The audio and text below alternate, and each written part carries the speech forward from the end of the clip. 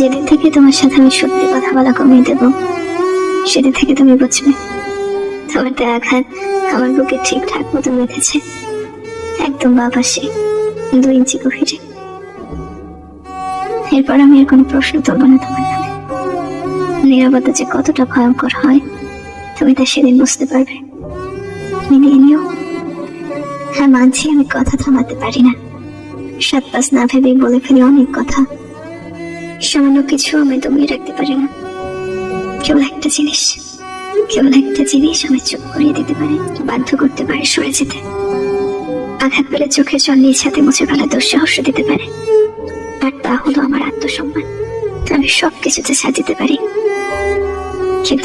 কিন্তু একটা জায়গাতেই আমি কিছুতেই ছাড় দিতে পারি না। এখানে আমার সমস্ত দুর্বলতা। কেবল এখানে আঘাত করলেই বুকের বাঁ পাশে কি লাগে, কত হয়ে রক্ত